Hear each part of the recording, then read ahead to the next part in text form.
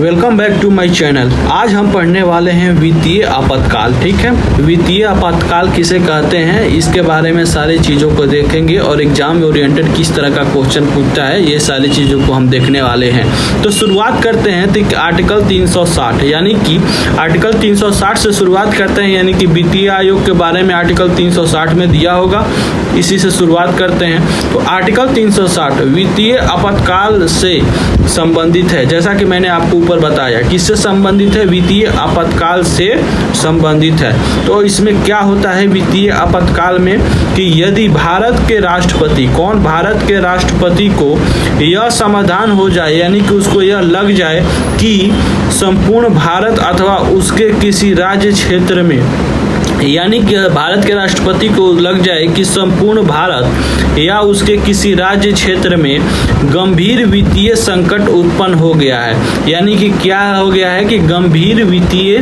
संकट उत्पन्न हो गया है, भारत के राष्ट्रपति को लग जाए तो वह वित्तीय आपातकाल की घोषणा कर देता है। यानी कि भारत के राष्ट्रपति को ये लग जाए कि भारत के राष्ट्रपति को क्या लग जाए, भारत के राष्ट्रपति को यह लग जाए कि संपूर्ण भारत अथवा उसके किसी राज्य क्षेत्र में, यानी कि भारत के किसी राज्य क्षेत्र में कि गंभीर वित्तीय संकट उत्पन्न हो गया है, तो क्या होता है, तो वित्तीय आपातकाल की उद्घोषणा भारत का राष्ट्रपति कर देता है। ठीक है, इस उद्घोषणा को 2 महीने के अंदर अंदर संसद के दोनों सदनों से साधारण बहुमत से पारित करवाना आवश्यक है। यानी कि उद्घोषणा तो कर देगा, उद्घोषणा के क्या होगा कि 2 महीने के अंदर अंदर संसद के दोनों सदनों, यानी कि लोकसभा और राज्यसभा से साधारण बहुमत से पारित करवाना अनिवार्य होगा। ठीक है, अनिवार्य हो, यानी कि पारित करवाना जरूरी है। ठीक है, यह जो है उद्घोषणा एक बार पारित होने के पश्चात, ठीक है, यह उद्घोषणा जो है एक बार पारित होने के पश्चात इसे अनिश्चित काल तक जारी रखा जा सकता है। ठीक है, इसे क्या किया जाता है, अनिश्चित काल तक जारी रखा जा सकता है और उसके लिए बार बार संसदीय अनुमोदन की आवश्यकता नहीं है। यानी कि बार बार संसद से, लोकसभा और राज्यसभा से पारित करवाने की, अनुमोदन करवाने की आवश्यकता नहीं है। एक बार पारित हो गया लोकसभा और राज्यसभा से तो अनिश्चित काल तक इसे क्या किया जा सकता है, जारी रखा जा सकता है। ठीक है, ये यही बात यहाँ पे भी लिखा गया है कि एक बार पारित होने के पश्चात इसे अनिश्चित काल तक के लिए जारी रखा जा सकता है। ठीक है, और इसे बार बार संसदीय अनुमोदन की आवश्यकता नहीं है। ठीक है, आवश्यकता नहीं है।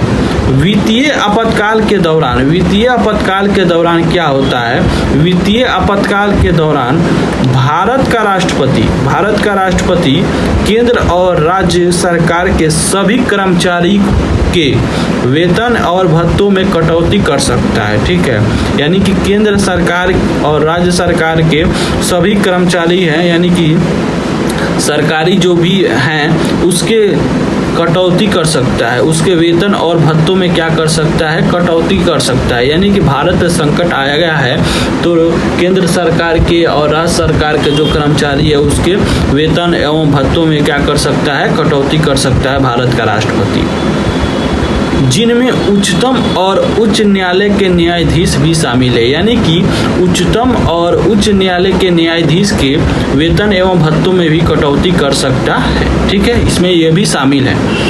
इसके अलावा मितव्ययिता बरतने के विभिन्न उपाय और नीतियों को भारत का राष्ट्रपति लागू कर सकता है। यानी कि मितव्ययिता यानी कि शांतिपूर्ण से तरीके से रहें, उसको बरतने के लिए विभिन्न उपाय और नीतियों को भारत का राष्ट्रपति लागू कर सकता है। ठीक है, भारत में आज तक वित्तीय आपातकाल नहीं क्या हुआ है, लागू हुआ है कि नहीं हुआ है,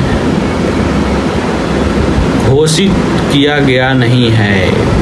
ठीक है, कि भारत में आज तक वित्तीय आपातकाल नहीं घोषित किया गया है। क्या किया गया है, नहीं घोषित किया गया है।